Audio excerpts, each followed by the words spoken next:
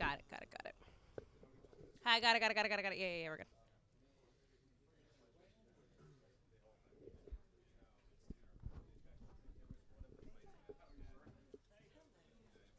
Yeah. Gotcha.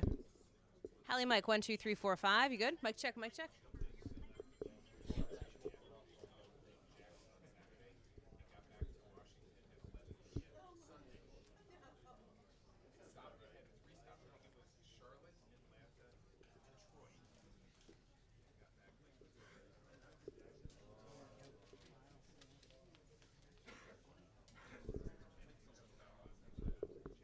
Gotcha.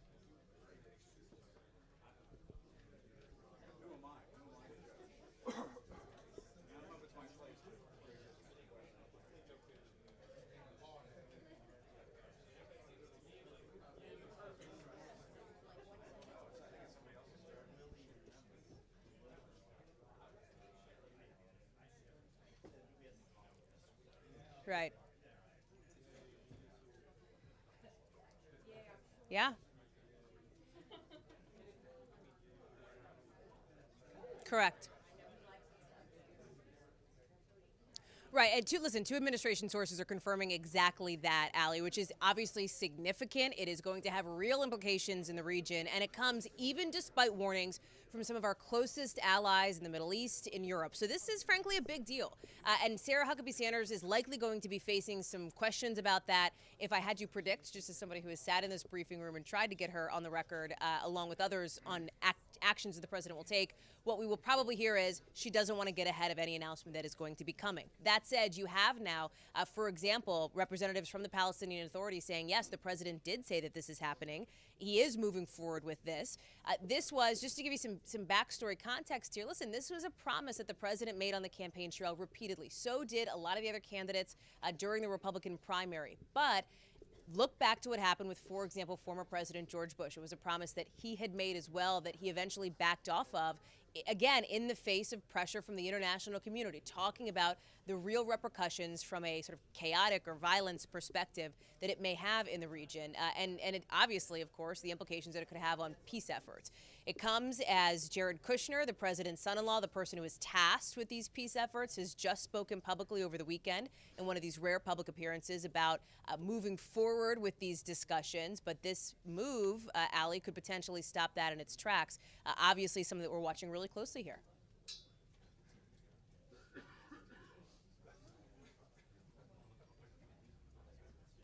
Right.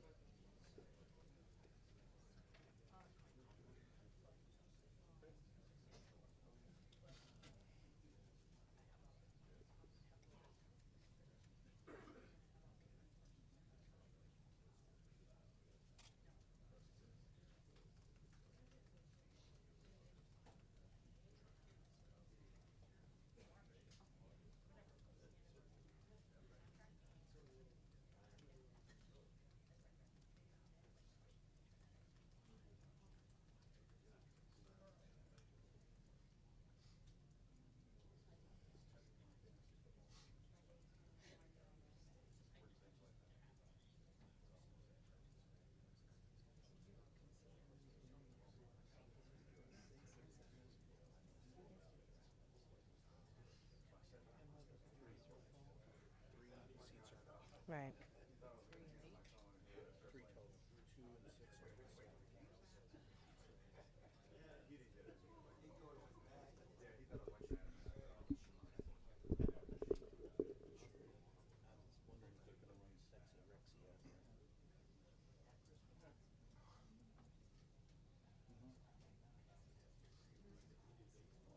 Yeah, I mean, and this is sharply contradictory information, Chef. This all started, as you pointed out, in Germany earlier today, but since then there's been what appears to be a lot of independent reporting on this, a lot of independent confirmation that a subpoena was sent from the special counsel's office to Deutsche Bank requesting information about candidate Donald Trump's and businessman Donald Trump's dealings with Deutsche Bank. But a source with intimate knowledge of the investigation called me about an hour ago to say that they had done a lot of research into all of this and talked with people in the highest authorities and have found that there was no subpoena that was ever issued to Deutsche Bank from the special counsel's office. So it's difficult at this point to know which of these is correct. You would assume if multiple independent news organizations had done their own separate reporting and have gotten this from different sources, then yes, indeed, it would appear that a subpoena had been sent. But then you had this other source who's swearing up and down to me that no subpoena was ever sent. So more digging clearly required on this. But as you said, if Robert Mueller has, and this was reported to have happened several weeks ago, now begun delving into the personal finances of businessman Donald Trump, this might cross that red line that the president talked about when the special counsel's investigation was first implemented a number of months ago, in which he said that Robert Mueller needed to stick to the facts of the case, which was Russian interference in the election. Jeff?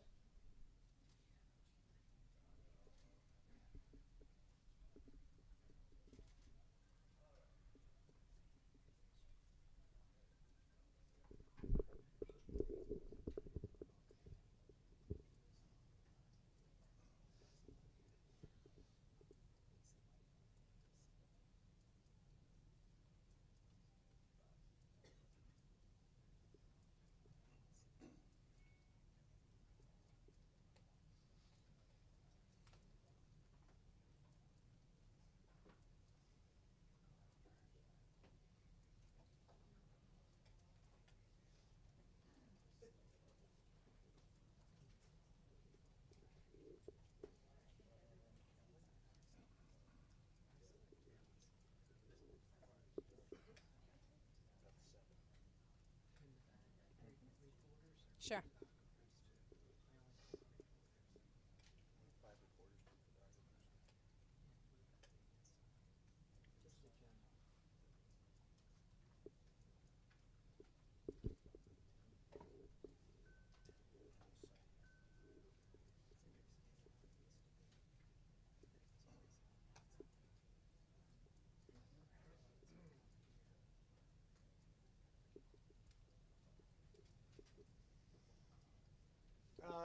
We're expecting to get a lot more insight when Sarah Huckabee Sanders takes the podium here. We understand she's going to make an announcement that the president will make some sort of speech or remarks tomorrow talking about moving the U.S. Embassy in Israel from Tel Aviv to Jerusalem. Just for a little bit of context, the Jerusalem Embassy Act of 1995 stipulated that the embassy be moved by May 31st, 1999, but subsequently presidents have every 6 months signed a waiver to put that off. But the president, as you pointed out, in the campaign trail, said that he wanted to move the embassy, and now I'm told that he is at the point where he wants to get that process underway. But originally, there was a 4-year window to move the embassy, and this is certainly something that's not going to happen overnight. The president, I'm told, spoke with the Palestinian President Mahmoud Abbas this morning. According to a Palestinian spokesman, Abbas warned the president of the grave consequences for the peace process, stability in the region. He was told much the same thing by King Abdullah of Jordan. Saudi Arabia publicly is saying this is a very bad idea, but I'm told that privately through diplomatic channels, the president can't control that, obviously. Special Counsel Robert Mueller is going to do what the special counsel wants to do. You're referring, of course, to an interview that the president did over the summer with the New York Times, in which he was asked specifically about this. When he was asked if Robert Mueller does, in fact, get into your finances, does that cross a red line? And the president said, yes, that would be a breach of the special counsel's purview, essentially. I want to remind you something that Sarah Huckabee Sanders said on October 30th when we were in this room, and she was asked specifically if the president believed that the special counsel should continue on in his role. The president was considering firing the special counsel, and she said no changes to the president's position at this time. That is now one of the questions moving forward, if the president still holds that position, holds that opinion. He did not speak about this today. He had a couple of opportunities in which he was asked about not just the special counsel, but his fired National Security Advisor Mike Flynn as well, whether he would pardon him. The president chose not to respond, although he did talk about what is yet another big political story of the day, Ali, and that is that Alabama Senate race down there with Roy Moore and the endorsement from the president.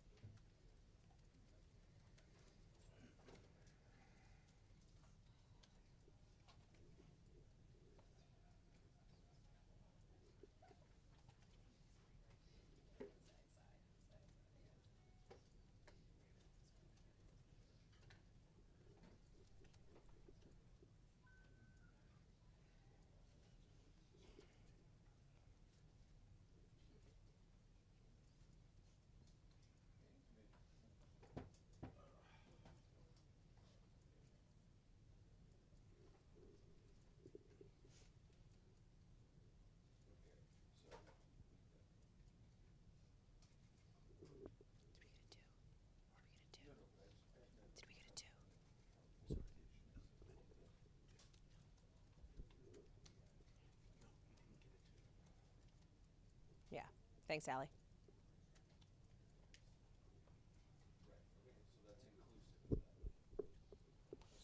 Just want to double check on the front. No.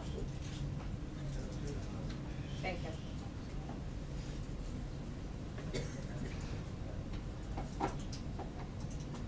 Got it. Got it, okay.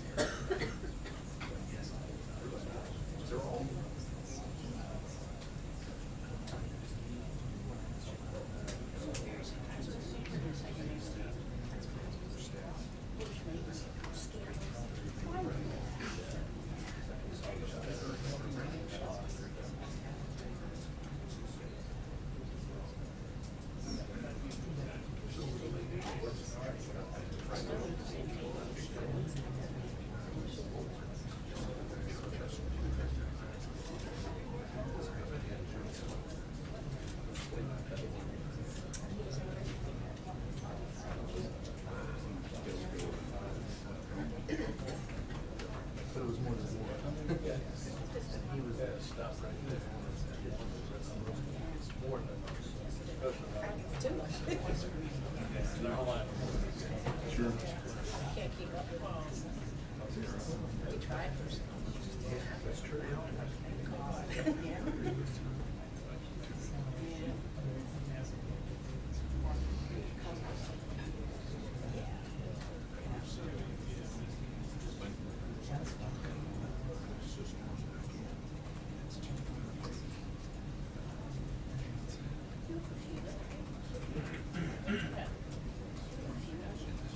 Three sons and two steps. Stepson is 42 years old.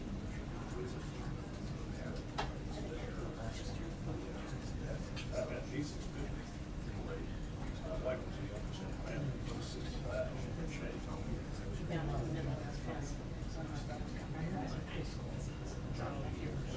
That's how her brother was. Passed away.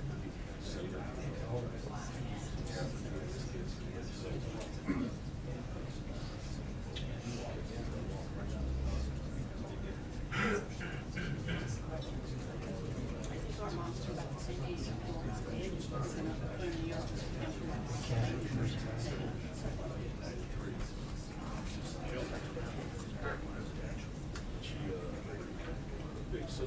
Her sister.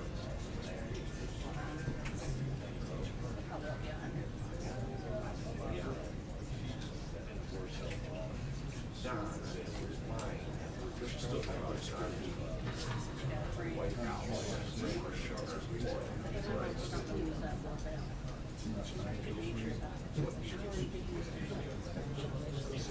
I would like to.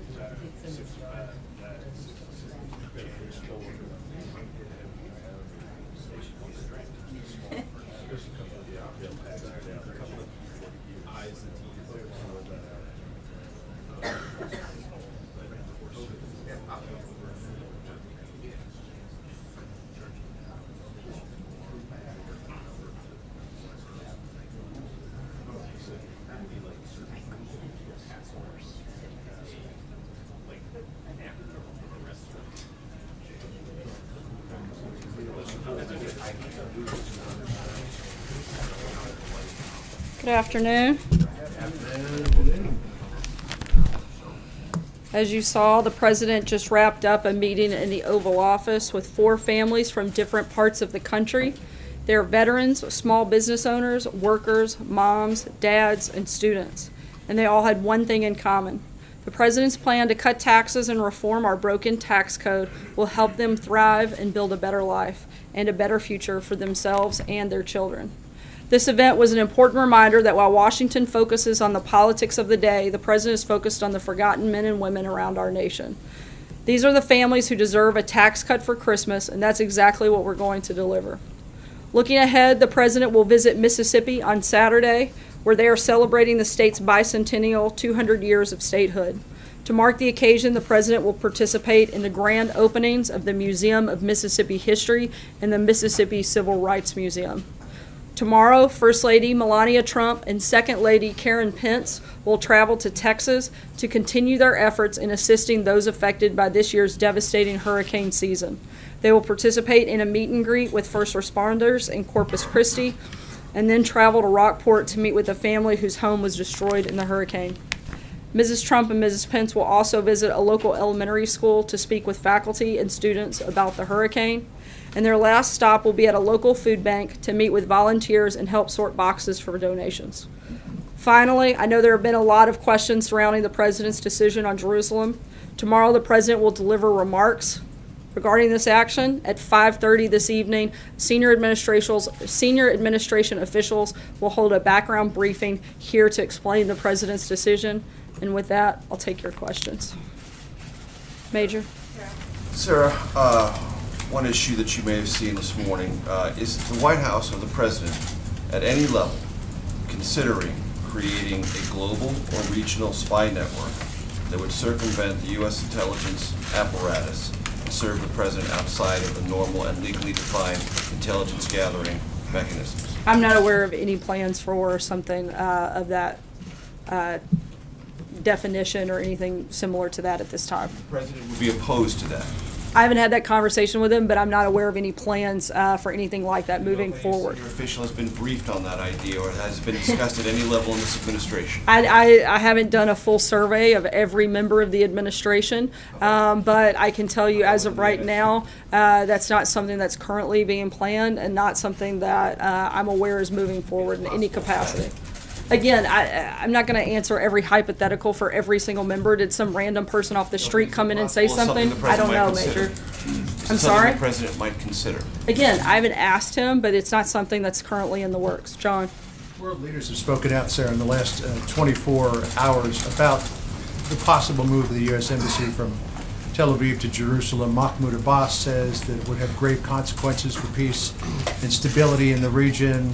King Abdullah said much the same thing. Saudi Arabia, at least publicly, is saying the same thing, though I'm told privately they're saying something different than that. French President Macron said that he thought it was a bad idea. In the face of all of that, would the president ignore that advice from world leaders and go ahead and make the move at this time? I'm not going to get ahead of the president's remarks that he'll make tomorrow. He did speak with a number of leaders this morning, and he's going to continue to have conversations with relevant stakeholders, but ultimately he'll make what he feels is the best decision for the United States. Is it safe to say, other than Israel, which thinks that this move is 22 years overdue, that all of the feedback that he's been getting from world leaders is overwhelmingly negative about this idea? No, again, he spoke with 5 leaders. That's hardly indicative of everybody across the globe, but certainly, he's going to continue to have conversations with different leaders from across the world, and we'll keep you posted as those calls take place, and we'll let you know when the president's made a decision. Cecilia. Hey, Sarah. Yesterday, the president said that he felt very badly for General Flynn. Would he consider pardoning him? I'm not aware of that has come up or any process or decision on that front. So that's, you haven't talked to him about it, or? No, I haven't he asked. would I consider it? haven't asked the president And whether or then- not he would do that. You have not. Can you I think clear up- before we start discussing the pardons for individuals, we should see, what happens in specific cases too. So is it fair to say it's on the table? No, I just said I haven't had the conversation with him because I don't feel that it's necessary until, you get further down the road and determine whether or not that's even something needed. Steve? Back on the embassy, has the president made up his mind about this, or is this decision still in flux a bit? The president, I would say, is pretty solid in his thinking at this point. Sarah, April?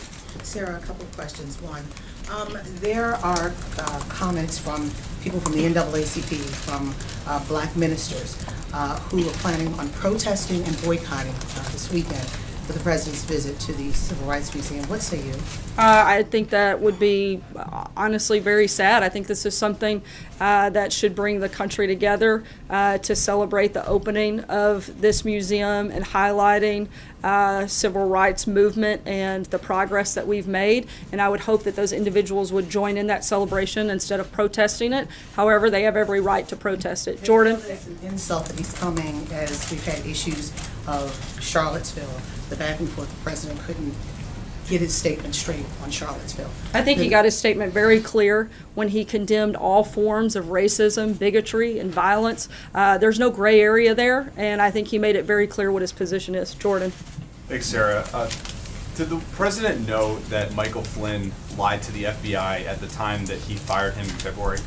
Look, the president knew that he lied to the vice president, and that was the reason for his firing. Matthew? I have a follow-up. So your predecessor said on June 6th, the president of the United States, so they're considered official statements by the president of the United States in regards to his tweet. in regards to his tweets, does that standard still apply to the president's tweets? It does, and I know that you're probably referencing the tweet that was written by the president's attorney, and he's since clarified that, and I would refer you back to the attorney's clarification on that. Matthew? Thanks, Sarah. The White House originally said that if the accusations against Roy Moore were true, then Moore should step aside. I'm wondering how the president reached the conclusion that all of Moore's accusers, including those who have put forward evidence, are lying. Didn't say they were lying. The president's position hasn't changed, still finds those concerning. But as we've also said, the president feels that he would rather have a person that supports his agenda versus somebody who opposes his agenda every step of the way. And until the rest of that process plays out, you have a choice between two individuals, and the president's chosen to support Moore. Even if that person who would support his agenda has done what Roy Moore's accusers have said he's Again, done? we've said that the allegations are concerning, and if true, he should step aside, but we don't have a way to validate that, and that's something for the people of Alabama to decide, which we've also said, and we maintain that, and ultimately it will come down to the people of Alabama to make that decision. David? Yeah, Sarah, can you tell me a little bit about the process and timing as to how the president got to the potential Jerusalem announcement tomorrow? Can you have somewhat of a backstory on that to the degree that you can at this point?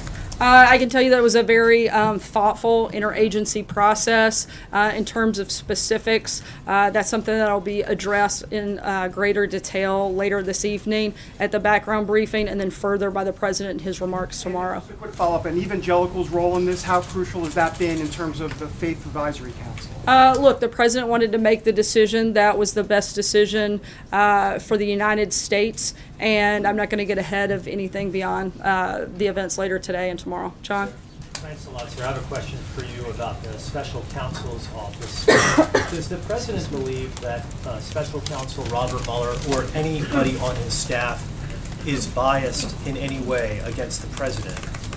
I think we've seen some reports that certainly cause a great deal of concern, and we hope that those are fully looked at and investigated. Blake? Just a follow-up for you, if I may, Sarah. I think it was about 5 or 6 weeks ago that you indicated from that podium on a few occasions that you believe, the White House believes, that Mr. Mueller's investigation will be wrapping up shortly. Since that time, we've seen that a very high-level aide to the president, former aide to the president, the former national security advisor, has entered a plea deal with the special counsel's office. Do you still believe that this investigation is wrapping up soon? We do, and I'd refer you to the comments that were made by Ty Cobb, where he indicated as such over the last few days. Blake? Sarah, thank you. Let me ask you 2 questions on so-called red lines. If Robert Mueller ends up looking into the president's finances, or if he has already looked into the president's finances, does this White House believe that is a red line, and if so, why?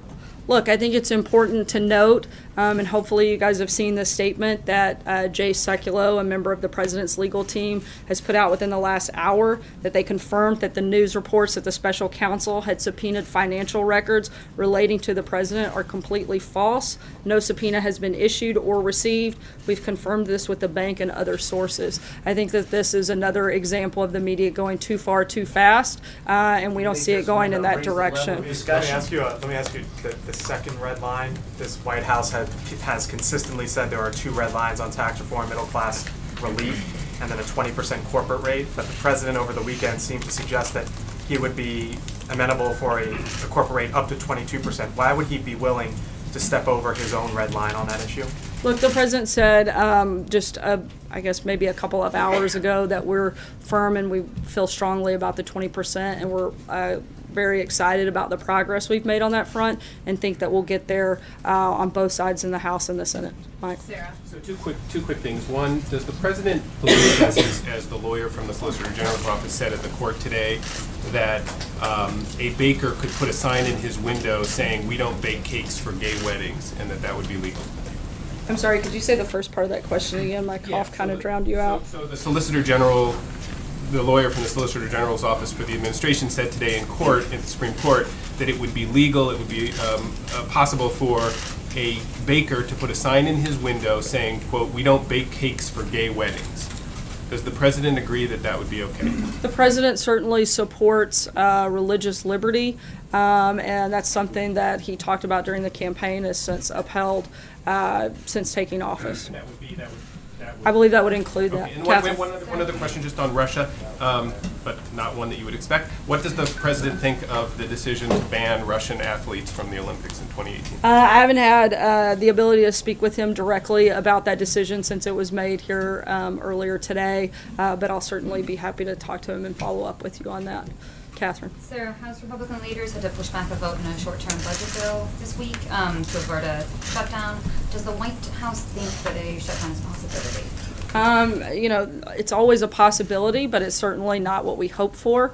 And we're have both Nancy Pelosi and Chuck Schumer coming later this week, and the president hopes to be able to have conversations with them to make sure that doesn't happen. Hallie? Then the president doesn't think that it would be politically advantageous? Look, I said that we don't, that's not what we would like to see happen, and we're going to have meetings and try to make sure that it doesn't. Hallie? Two quick ones for you, and just a statement of fact. When did the president know that Mike Flynn lied to the FBI? As I said earlier, I referred you back to John Dowd's clarification, and I would. I'm asking for a date. When did he find out? Was it when the announcement was made Friday? Was it prior to that? Again, I'm not aware of those specifics, but I would refer you to John Dowd for that specific question. Dowd has been I would actually unresponsive refer to you to John Dowd on that specific question, since it's a second legal question, too, matter but I just I'm wanna not make a- allowed to weigh into. No problem. The point to you have weighed in on other special counsel matters before, and it's just a statement of fact of when, during the administration, what day the president discovered this lie issue. And I'm telling you as a statement of fact that you should contact John Dowd. Doesn't seem that hard. Stephen? Questions on Roy Moore. Sarah, you said just a minute ago that the president would want somebody in the Senate who supports his agenda versus one who does not. Excuse me, and I just want to clarify here then, is it the White House's position then, sort of formally here, that it is worse to have a Democrat in that Senate seat than somebody who is accused of sexually abusing a teen girl? Look, as I said, we find the allegations to be troubling. And why did the president endorse?